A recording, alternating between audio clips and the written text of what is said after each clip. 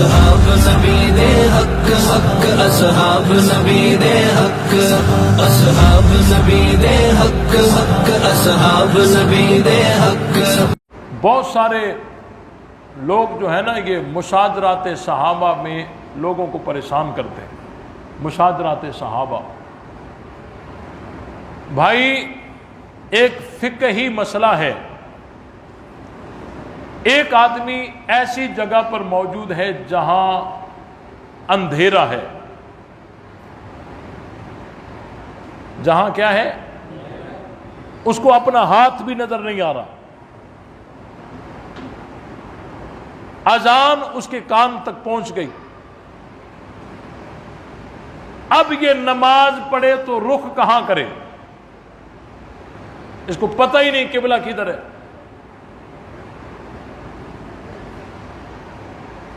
علماء تشریف فرمائیں کیا کرے گی، کیا کرے گا، تحری کرے گا، تحری کر کے جس سمت میں یہ غالب گمان کر کے کھڑا ہو جائے، اگرچہ وہ مشرق ہو، نماز ہوگی یا نہیں ہوگی، ہو گئی نا۔ اگر 10 آدمی یوں جا رہے ہیں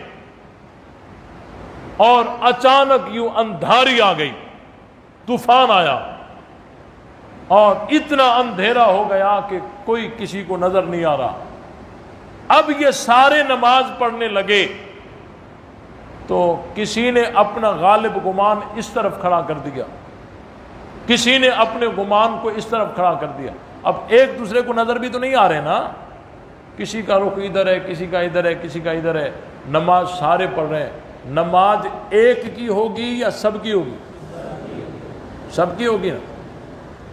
تو صحابہ اکرام رضوان اللہ تعالی علیہم اجمعین، ان کی جو آپس میں لڑائیاں ہوئی ہیں، یہ وہ جماعت ہے کہ قدم قدم پر وہی آ کر ان کی اصلاح کرتی تھی، یوں کرو اور یوں نہ کرو، ادھر جاؤ اور ادھر نہ جاؤ، ایسے ہوتا تھا۔ اچانک حضور علیہ السلام کا سایہ ہٹ گیا، وحی کی رہنمائی بند ہو گئی، یہودیوں نے سر اٹھایا، اتنے فتنے برپا کیے کہ خلیفہ راشد حضرت عثمان کو شہید کر دیا، فتنے اٹھ کھڑے ہو گئے، حضرت علی مسند خلافت پر آ گئے، حضرت امیر معاویہ رضی اللہ تعالیٰ عنہ وہ طالبین قصاص میں آ گئے، حضرت عائشہ، حضرت طلحہ، حضرت زبیر وہ بھی قصاص مانگنے والوں میں ہو گئے۔ اب صحابہ کے 3 طبقے ہو گئے، صحابہ کے 3 حصے ہو گئے۔ بعضوں نے ایک سمت لے لی حضرت علی والی کہ بھائی خلیفہ راشد تو یہی ہیں، ان کے ساتھ رہنا ہی صحیح ہے، اپنا غالب گمان وہیں کھڑا کر دیا اور علی کے ساتھ کھڑے ہو گئے۔ اور بعضوں نے اپنا گمان حضرت امیر معاویہ کی طرف پلٹ دیا کہ حضرت عثمان تو وہ ہیں جن کے قصاص کے لیے نبوت میدان میں آئی تھی، پھر اللہ نے رضا کا اعلان قرآن میں کیا تھا، یاد ہے؟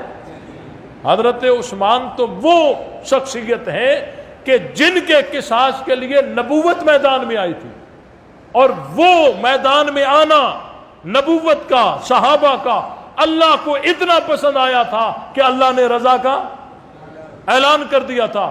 اب حضرت علی ان کے قبضے میں ہیں، وہ حضرت علی پہ غالب ہیں، تو جب تک حضرت علی کو ان کے چونگل سے ہم نکال نہیں دیتے، اس وقت تک ہم امیر معاویہ کا ساتھ دیں گے اور مطالبہ کرتے رہیں گے۔ ان کا گمان وہاں کھڑا ہو گیا، وہ ادھر کھڑے ہو گئے۔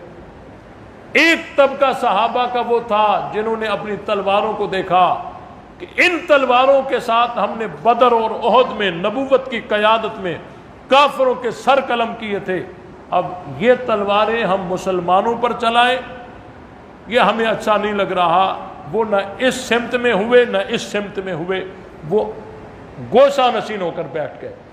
اب ان تمام صحابہ کا جو اختلاف ہے، کوئی اس طرف، کوئی اس طرف، کوئی اس طرف، سب کی نیت کیا ہے؟ حق بجانب ہو جائیں، حق کے ساتھ ہو جائیں۔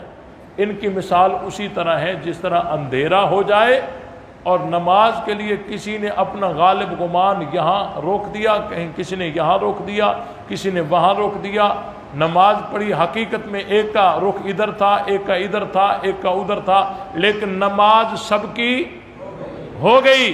تو صحابہ کا گمان ایک علی کے ساتھ کھڑا تھا، ایک حضرت امیر معاویہ کے ساتھ تھا، ایک گوشہ نشینی میں تھا۔ یہ سارے گمان جو تھے یہ حق کو تلاش کرنے میں تھے اور اجتہاد کی حیثیت سے سب کو ثواب مل گیا۔